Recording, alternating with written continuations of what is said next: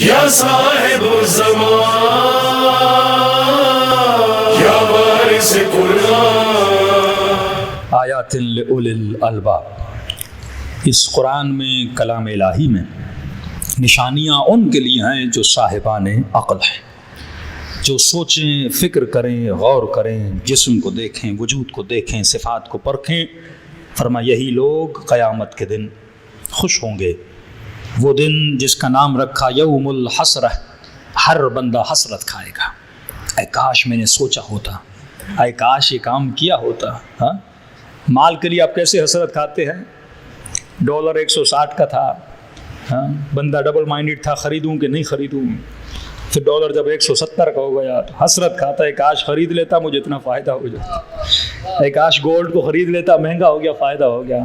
یہی حالت ہوگی قیامت میں، بندہ حسرت کھائے گا، ہر بندہ حسرت کھائے گا جب نورانی چہرے دیکھے گا۔ اے کاش میں بھی ایسا ہوتا، اے کاش میرا گھر بھی علی کے ساتھ ہوتا، اے کاش میرا گھر بھی حسین کے ساتھ ہوتا۔ تو فرمایا حسرتوں کو مٹانے کے لیے خدا نے تجھے دنیا میں بھیجا کہ ایسا بن جیسا تیرے مولا نے کہا، اور یہ مت سمجھ کہ تو بے سہارا ہے، نجف کا طالب علم ہے، بے انتہا بیمار ہے، اور ضعیف اور فقیر۔ فقر بھی اللہ کا امتحان ہے اور امیری بھی اللہ کی امتحان ہے، کبھی دے کر آزماتا ہے، کبھی لے کر آزماتا ہے۔ کئی لوگ ہیں نا جو جوانی میں مر جاتے ہیں، معصوم کا فرمان ہے مرنے والا کبھی پچھتاتا نہیں ہے، پیچھے رہنے والے روتے ہیں کہ بیٹا جوان مر گیا، لیکن مصلحت الہی تھی کہ اللہ نے جوانی میں موت دی، شاید آگے جا کے وہ گناہ کرتا تو خدا نے جلدی موت دی۔ اور مرنے والا جب اس دنیا میں جاتا ہے، اس تصور کو کل بیان کروں گا، وہ خوش ہوتا ہے کہ اے کاش خدا تو نے مجھے پہلے مار دیا ہوتا، کیونکہ وہاں اتنی بڑی نعمتیں ہیں، بندہ دیکھ کر ان نعمتوں کو دیکھ کر کہتا ہے کہ کاش میں پہلے آ جاتا وہاں۔ تو یہ جوان فقیر بھی ہے، بیمار بھی ہے، طالب علم بھی ہے، بے انتہا فقیر۔ بیماری کیا ہے؟ سینے میں کھانسی ہے، اتنا کھانستا تھا کہ منہ سے خون نکل آتا تھا، سالوں گزر گئے لیکن اس کی کھانسی ختم نہیں ہوئی۔ جوان مدرسے سے نکلا، مولا کے حرم کی طرف بڑھنے لگا، جیسے حرم کی طرف جانے لگا، راستے میں اسے ایک عرب خاتون خوبصورت لڑکی نظر آئی۔ یہ مہذب تھا، متقی تھا، پرہیزگار تھا، جیسے نگاہ پڑی اس نے فوراً نگاہوں کو جھکایا، دیکھا ایک دکان ہے، دکان کے ساتھ ایک گھر ہے، وہ خاتون اس گھر کے اندر چلی گئی، سیدھا مولا کے حرم میں گیا کہ مولا جوان ہوں، شادی کی ضرورت ہے، بیمار بھی ہوں، فقیر بھی ہوں، مولا میری شادی کروا دیجیے۔ حرم سے باہر آیا، مسجد کے مولانا، اپنا مدرسے کے مولانا کے پاس گیا اور کہنے لگا قبلہ میرا رشتہ لینے جائیے۔ کس کے پاس جاؤں؟ کہ وہ دکان ہے، اس کے ساتھ گھر ہے، جا کر پوچھئے کہ اگر وہ مجھے بیٹی دیتے ہیں تو میں لینا چاہتا ہوں۔ ان کے اساتذہ رشتہ لینے گئے، کس کے لیے چاہیے؟ کا طالب علم ہے، کیا کرتا ہے؟ فقیر ہے، اتنا امیر تو نہیں ہے، غریب ہے۔ کہ ٹھیک ہے، ہم ایک ہفتے کے بعد آپ کو بتائیں گے کہ بیٹی کا رشتہ دینا ہے کہ نہیں دینا۔ ہفتہ گزرا، پھر پوچھنے گیا، کیا جواب آیا؟ اس کے باپ نے کہا میں بیٹی نہیں دوں گا۔ کا ریزن کا ایک تو یہ فقیر ہے، دوسرا یہ بیمار ہے۔ یہ معاشرے کا حال ہے کہ فقر کو دیکھ کر بیٹی نہیں دوں گا۔ اگر فقیری اور امیری معیار ہوتی تو رسول کبھی علی کو بیٹی نہ دیتے۔ معیار تقویٰ، معیار ان اکرمکم عند اللہ اتقاکم۔ جیسے اس نے سنا بندہ فقیر اور فقیری کا دکھ بھی، بیمار بیماری کا دکھ بھی، اوپر سے اور تکلیف آگے، مجھے کوئی بیٹی بھی نہیں دے رہا، بہت دکھی ہوا اور مولا کے حرم گیا اور کھونٹ کھونٹ کے رونے لگا، مولا بیمار بھی ہوں، شفا نہیں دیتے، فقیر ہوں، امیر نہیں بناتے، شادی کرنا چاہتا ہوں، کوئی بیٹی دینے کے لیے تیار نہیں ہے۔ بہت رویا، کبھی صحن میں بیٹھا تھا، ایک بندہ آیا دور سے، مجھے دیکھا کہ جوان کیوں رو رہے ہو؟ کہ فقیر بھی ہوں، بیمار بھی ہوں، اور کوئی مجھے رشتہ بھی نہیں دیتا۔ تو اس نے کہا گھبراتے کیوں ہو؟ گھبرائیں وہ جن کے پاس ان کا مولا نہ ہو، جو لاوارث ہو وہ گھبرائیں۔ جب تجھے یقین ہے تیرا امام ہے، یقین پہ تو مجلسیں ہونی چاہیے۔ یقین ہے کیا؟ ہاں، یقین نہیں ہے، ہمارا ایمان ہے، یقین ابھی تک نہیں۔ کہ جب یقین ہے کہ تیرا مولا ہے، کہ کیا کروں؟ کہ جوان، کیا تجھے نہیں پتا؟ استغاثہ کر۔ کیسے استغاثہ کروں؟ کہ مسجد کوفہ جا 40 شب بدھ نماز استغاثہ امام زمانہ پڑھ. مولا کا فرمان ہے میں اپنی زیارت کراتا ہوں، مشکلات اور مسائل کو حل کرتا ہوں، لیکن سوال یہ ہے کہ بندہ در پہ آئے نا، فقیر بن کے آئے، یقین سے دروازہ کھٹکھٹائے کہ کوئی اس گھر کے اندر ہے جو میرے اوپر دروازہ کھولے گا. ہم جب دعا بھی کرتے ہیں تو ڈبل مائنڈیڈ، دعا کر لوں ہوگی نہیں ہوگی، اس نیت سے دعا کرو گے کبھی قبول نہیں ہوگی، لیکن نیت یہ ہوگی اس سے مانگ رہا ہوں جو کرنا چاہے، کن فیکون کہنے کی ضرورت ہے، وہ مجھے عطا کر سکتا ہے. کہتا میں مسجد کوفہ چلا گیا، 40 شب بدھ مسجد کوفہ گیا. جب آخری شب بدھ آئی، فقر نے اتنا مجھے فقیر کیا کہ اب کھانے کے لیے میرے پاس کچھ بھی نہیں تھا. روزہ رکھتا تھا، رات کو افطار کرتا تھا، اتنی فقیری، کچھ روٹی بھی نہیں تھی، کچھ بھی کھانے کے لیے نہیں تھا. جسم انتہائی ضعیف ہو چکا. اس رات بہت زیادہ ٹھنڈک اور سردی بھی تھی، بارش بھی ہو رہی تھی. کروں تو کیا کروں، جاؤں نہیں جاؤں. میں نے کہا کھانا بھی نہیں کھایا، جسم میں طاقت بھی نہیں، کھانسی بھی ہو رہی ہے، لیکن میں نے کہا اتنی راتیں گئے ہو، بس آخری رات کی زحمت ہے، ارادے کی مضبوطی.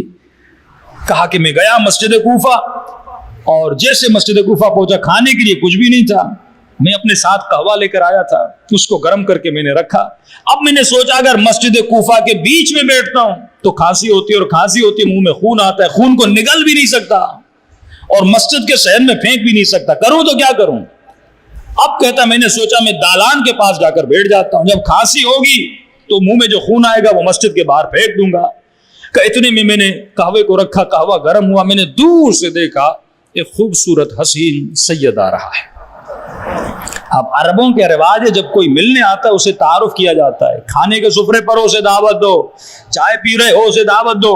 اب میں نے کہا اور کچھ بھی نہیں، ایک کپ چائے کا ہے. تو میں نے کہا کوئی بات نہیں، مہمان ہے، حبیب خدا ہے. کہ وہ جیسے آگے بڑھے مجھے کہا کہ شیخ حسین پریشان نظر آ رہے ہو. کہ اس نے مجھے میرے نام سے پکارا. میں نے کہا سید بیٹھ جائیے، قہوہ پی لیجیے.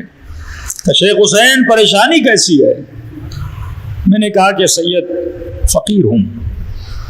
کہ شیخ حسین تمہارے حق میں یہی بہتری ہے کہ تو فقیر رہے، فقیری ہی تجھے میرا مطیع بنائے گی، امیر تیرے حق میں نہیں ہے. شیخ حسین بتا اور مسئلہ کیا ہے؟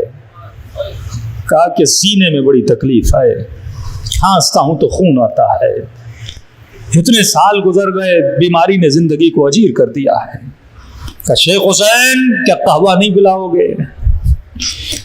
کہ ایک ہی کپ تھا، میں نے اس سید کو دیا، زیادہ نہیں، اس نے صرف اپنے ہونٹ لگائے اور مجھے ہاتھ میں قہوہ دیا. کہ قہوہ پی. کہ توجہ بالکل نہیں تھی، میں نے وہ قہوے کے 2 گھونٹ لیے، پیا، بس یہ کہہ کر وہ کھڑے ہوئے. میں نے کہا سید کہاں جا رہے ہو؟ کہا مسلم کے پاس جا رہا ہوں، 2 رکعت نماز پڑھوں گا. میں نے کہا سید میں بھی ساتھ چلوں گا. کہ چلو. کہ سید آگے آگے، میں پیچھے پیچھے. ایک مسجد کے بیچ میں وہ سید رک گئے. میں نے کہا سید رک کیوں گے؟ کہا یہ مقام ابراہیم ہے، 2 رکعت نماز تحیت مسجد پڑھنا چاہتا ہوں. میں نے کہا آپ پڑھیے. کہا انہوں نے اللہ اکبر کیا، نماز شروع کی. میں نے کہا میں بھی پڑھتا ہوں. تو پہلے انہوں نے شروع کی، میں نے تھوڑی بات میں شروع کی. اب جیسے میں نے نماز پڑھی، اب میں حالت قیام میں تھا، وہ رکوع میں چلے گئے کیونکہ مجھ سے پہلے شروع کی تھی. میں سوچنے لگا شیخ حسین یہ ہے کون جسے تیرے نام کا پتہ ہے، ہاں، جس نے سب کچھ علم ہے، تجھ سے پوچھ بھی لیا. کہ اچانک ذہن میں خیال ہے شیخ حسین یہ وہی تو نہیں جس کا انتظار 40 ہفتوں سے کر رہے ہو، یہ وہی تو نہیں جس کی دیدار اور زیارت کے لیے تڑپتے رہے ہو 40 ہفتے. کہ یہ ذہن میں خیال آیا تو میں نے کہا اب جلدی نماز ختم کرو، کوئی ایسا نہ ہو نماز ختم کر کے چلے جائیں. یعنی میں مل بھی چکا پر پہچان نہ چکا. کہ جلدی جلدی سے مجھے نماز ختم کرنا چاہیے، اور ختم کرنے والا تھا. میں نے دیکھا اس کے اطراف میں ایک نور کا حالہ تھا، ایک نور نے اس کے پورے وجود کو کور کر لیا تھا. نماز جیسے ختم، میں نے فوراً امام کے دامن کو پکڑ لیا. میں نے کہا مولا بڑی مشکل سے زیارت ہوئی ہے، آپ نے وعدہ کیا تھا مسلم کی قبر کے پاس جائیں گے، وہاں تک میرے ساتھ چلنا ہے، پھر آپ جاتے ہیں تو چلے جائیں. کہ وہ کھڑے ہوئے، یہ آگے آگے، میں ان کے پیچھے پیچھے تھا. جیسے مسلم کی قبر پہ پہنچے، تھوڑی دیر وہ وہاں کھڑے رہے، اس کے بعد میرے مولا مجھے نظر نہیں آئے. شیخ حسین کہتا روتا ہوا گڑ گڑاتا ہوا مدرسے تک آیا. کرے میں نے مولا کو دیکھا بھی تھا لیکن اپنے مولا کو پہچانا نہیں تھا، زیارت ہوئی بھی لیکن میں نے امام کو پہچانا نہیں، قیمت ہاتھ میں آئی لیکن بہت جلدی میرے ہاتھ سے چلی گئی۔ تو کہتا ہے دوسرا دن ہوا میں مولا علی کے حرم کی زیارت کے لیے گیا اور جیسے چلنے لگا تو میں نے دیکھا شیخ حسین تیری کھانسی کہاں گئی؟ کہ کھانسنا ختم ہو گیا، سینے کو شفا مل گئی۔ پھر میں نے کہا اسی قہوے کا اثر تھا جس کو زہرا کے لال نے اپنے لبوں سے مس کیا تھا۔ اتنے میں مولا کی زیارت کی روتا ہوا مدرسے میں واپس آیا، صبح کا وقت تھا، دروازے پہ دستک ہوئی، دروازہ کھولا، اسی لڑکی کا باپ تھا جس نے مجھے جواب دیا تھا۔ اندر آیا، شیخ حسین طبیعت کیسی ہے؟ میں نے کہا قبلہ صحیح ہے۔ کہ سینے کی تکلیف کیسی ہے؟ کہ میرے آقا نے مجھے شفا دے دی، میں ٹھیک ہو چکا ہوں۔ کہا کہ آپ کیوں آئے ہیں، کوئی وجہ؟ کہ اپنی بیٹی کا رشتہ لے کر آیا ہوں۔ شیخ حسین تجھے اپنی بیٹی دینا چاہتا ہوں۔ کہ پہلے نہیں دے رہے تھے اب کیوں دے رہے ہو؟ کہ شیخ حسین میری شکایت امام زمانہ سے نہ کیا کر، میں نے تمہارا کیا بگاڑا ہے کہ میری شکایت مولا سے کرتا ہے؟ تو امام رضا کا فرمان ہے، اے مومن متمسک رہو اہل بیت کی ولایت سے، چھوٹے سے چھوٹا مسئلہ بھی آئے اپنے امام سے باتیں کیا کرو تاکہ تجھے اس امام کے وجود کا احساس ہو۔ جب تو اس کے وجود کا احساس کرے گا پھر اس امام کے وجود کا فیض تمہاری زندگیوں میں آئے گا۔